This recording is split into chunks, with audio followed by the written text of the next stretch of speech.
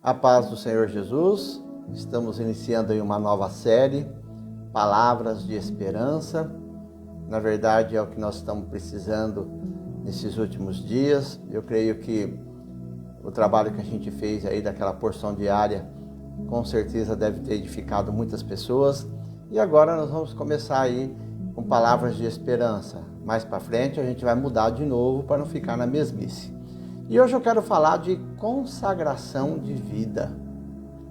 E nada melhor para falar de consagração de vida do que falar de um grande personalidade da Bíblia. Eu quero falar do rei Davi. A história do rei Davi, ela é muito interessante.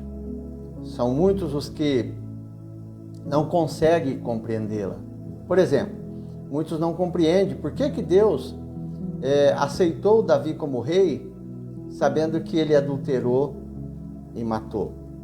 A verdade é que, embora Davi tenha cometido erros gravíssimos, Deus sempre olhou para o coração de Davi. A Bíblia fala que Deus esquadrinha o nosso coração. Desde quando ele era pastor de ovelhas, Davi vivia uma vida de consagração. Quando Davi era rei, por exemplo, já constituído rei, ele deu novamente uma grande demonstração do quanto ele amava o Senhor. Todo mundo sabe, pela história da palavra de Deus, que Davi morava num belo palácio, um palácio cheio de luxo, mas ele não achou isso correto. Ele morar num prédio sólido, um prédio de pedra, e a Arca da Aliança, que era o símbolo da aliança de Deus para com o povo, para com os homens, ficar em uma tenda, ainda que essa tenda fosse luxuosa, que nós chamamos de tabernáculo. Davi desejou construir um grande templo para Deus, mas Deus não permitiu que ele construísse, e sim o seu sucessor, o filho de Salomão, como diz lá em 1 Crônicas, capítulo 28, de 2 a 6. Esse texto se tornou uma palavra profética de Deus. E essa palavra se cumpriu quando Salomão pôs em execução a construção do templo do Senhor. Sabe, meu irmão, durante 7 anos em Jerusalém esteve repleta de obreiros ocupados. Quando eu falo obreiro, não é o obreiro que a gente vê hoje na igreja, viu? O obreiro é aquele que constrói, os construtores do templo. Estes homens estavam empenhados em aplainar o local escolhido, abrir as grandes valas necessárias para fazer toda a estrutura, assentar os amplos fundamentos para a construção desse templo. Se você quiser saber de mais detalhes de como foi, 1 Reis, capítulo 5, de 15 a 18. À medida em que o templo ia sendo construído, a sua inexplicável beleza e grandeza se mostrava a cada detalhe. Até porque, por mais que os homens tenham construído esse templo, todo o templo foi planejado, arquitetado pelo próprio Deus. Por fim, o templo estava concluído e o Senhor se mostrou favorável. Ali no livro deixa eu pegar aqui certinho, de 2 Crônicas, capítulo 7, a partir do versículo 11, a Bíblia diz assim, preste atenção: quando Salomão acabou de construir o templo do Senhor e o palácio real, executando bem tudo o que pretendia realizar no templo do Senhor e em seu próprio palácio. Versículo 12. O Senhor lhe apareceu de noite e disse: ouvi sua oração e escolhi esse lugar para mim, como um templo para sacrifícios. 13. Se eu fechar o céu para que não chova, ou mandar que os gafanhotos devorem o país, ou sobre o meu povo enviar uma praga, se o meu povo, que se chama pelo meu nome, se humilhar e orar, buscar a minha face e se afastar dos seus maus caminhos, dos céus eu ouvirei, perdoarei o seu pecado e curarei a sua terra. De hoje em diante, os meus olhos estarão abertos e os meus ouvidos estarão atentos às orações feitas neste lugar. Ou seja, Deus recebeu de bom grado a construção do templo. Esse texto fala da necessidade de uma nação ser reedificada sobre uma sólida base espiritual.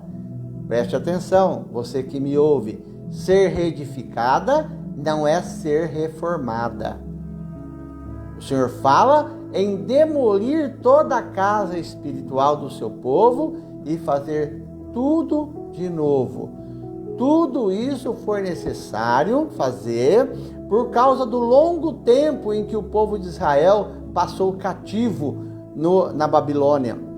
O tempo em que o povo de Israel esteve cativo provocou uma grande e grave interrupção nos ideais, nas relações e tradições que o povo de Deus tinha para com Deus. O cativeiro havia aprisionado e condicionado o povo a um sistema de vida proposto por aqueles que os dominavam na época. Essa história que nós acabamos de relatar para você é uma história verídica e tem muito a ver com os nossos dias. As pessoas, a cada dia, se tornam mais cativas aos sistemas do mundo e se esquecem das coisas de Deus. As pessoas estão dentro das igrejas, mas não leem mais a Bíblia e nem oram com frequência. Você pode tirar por base a sua própria vida. Quanto tempo você lê a Bíblia, quanto tempo você reserva para ler a Bíblia e quanto tempo você reserva para orar a Deus. Sabe, as pessoas estão dentro das igrejas, mas não vivem uma vida de consagração. São muitos os que vivem em um cativeiro e nem sequer percebem. Muitas das vezes o cativeiro não é ser dominado por um regime totalitário. Por exemplo, o cativeiro do WhatsApp. Tem pessoas que são escravas do WhatsApp. O cativeiro do Facebook. O cativeiro da academia. Tem pessoas que não perdem o horário da academia por nada. O cativeiro do trabalho, pessoas que estão escravizadas no trabalho. O cativeiro das amizades. É crente, diz ser crente, mas vive com amizades que não edificam. O cativeiro do videogame. O cativeiro das novelas. O cativeiro de uma programação não sadia na televisão. Diferente dos tempos da lei. Muitos vivem hoje como se Deus não estivesse vendo quais são as suas escolhas. Olha, meu irmão, meu amigo, minha amiga, são muitas igrejas sérias espalhadas por todo o canto do planeta. Mas são muitos os templos espirituais que precisam ser demolidos e reedificados pelo poder de Deus. Hoje existe um vazio espiritual em meio aos povos que frequentam as igrejas. Estamos rodeados de tecnologia, e isso é bom. Olha, nós não estamos podendo congregar. Porém, a tecnologia está sendo usada para o bem da igreja. Isso é muito bom. Estamos rodeados do conforto para louvar o Senhor, que é bom. Você vai na igreja, você ouve um ministério de louvor cantar e tocar com toda a tecnologia, com todo o aparato necessário para que haja um bom louvor. Estamos rodeados de democracia. Vivemos num país que permite que a gente fale do amor de Deus, mas estamos escassos de pessoas que se dispõem em viver em santidade. As pessoas não se santificam mais. Estamos escassos de pessoas que venham assumir compromissos com a obra de Deus na face da terra. Estamos escassos de pessoas compromissadas com o Evangelho. Nesse tempo de pandemia, muitos não têm se preocupado em pregar o Evangelho para o próximo. O texto diz que o Senhor está com seus ouvidos atentos ao clamor do povo. Não é isso que diz? O que é necessário fazer para que sejamos verdadeiros adoradores? O que é necessário fazer para que a gente deixe a hipocrisia do lado e viva um verdadeiro evangelho? O primeiro estágio é caminhar em direção ao Senhor. Se clamarmos e caminharmos em direção ao Senhor, Ele vai sarar a nossa terra. O Senhor está dizendo que é necessário, preste atenção, é necessário derrubar esta casa espiritual e reedificar uma nova casa, uma casa de oração. Ou seja, é necessário derrubar essa casa da religiosidade e edificar uma nova casa, uma casa de oração, uma casa de consagração. O Senhor está nos chamando para um verdadeiro arrependimento.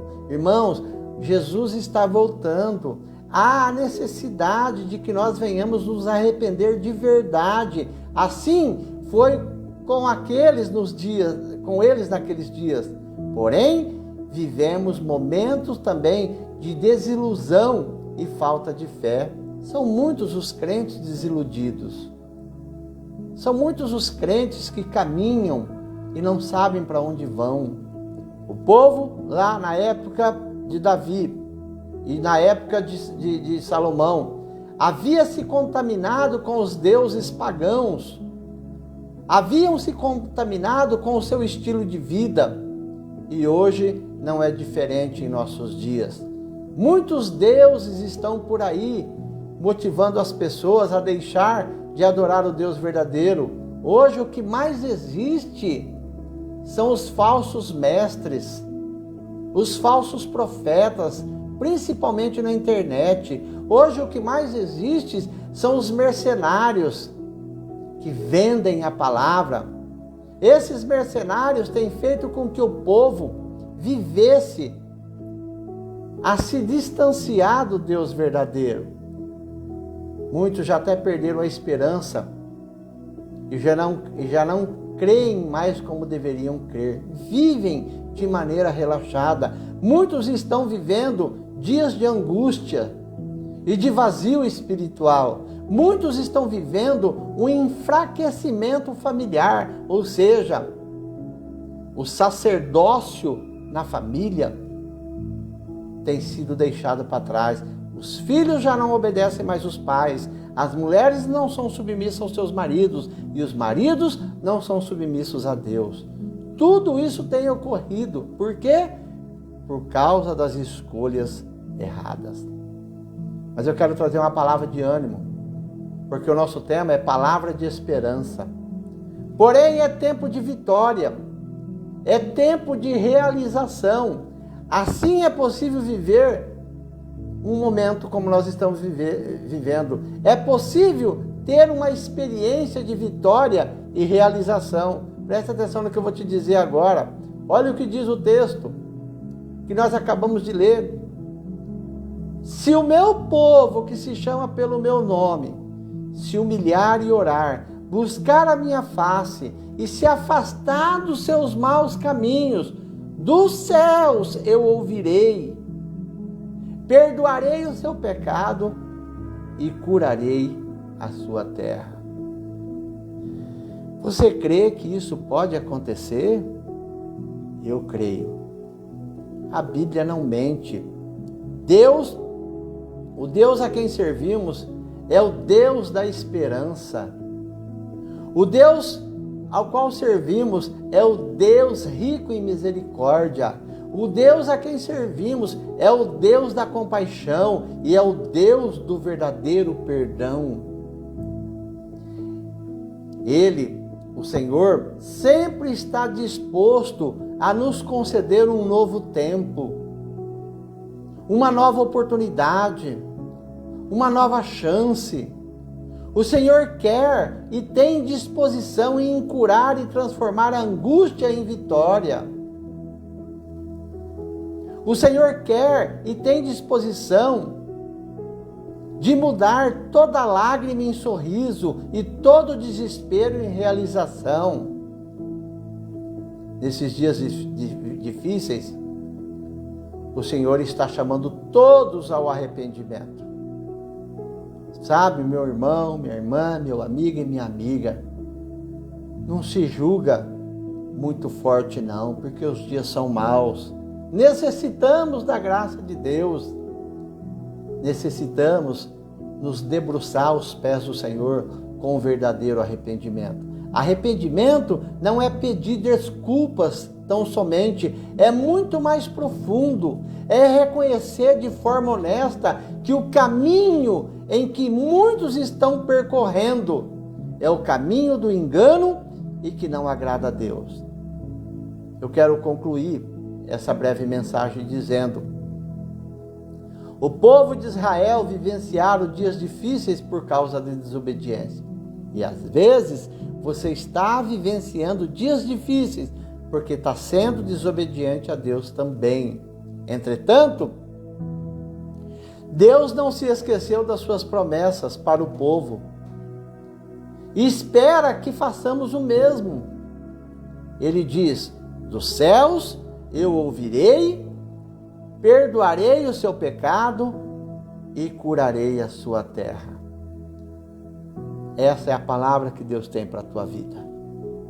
Creia, Deus é fiel e Deus é verdadeiro. Deus te abençoe, fique na paz do Senhor e medite nesta palavra. Permita que o Espírito Santo de Deus revele no teu coração e na tua vida o que é necessário fazer. Não perca tempo. Jesus está voltando. Deus te abençoe. A paz do Senhor.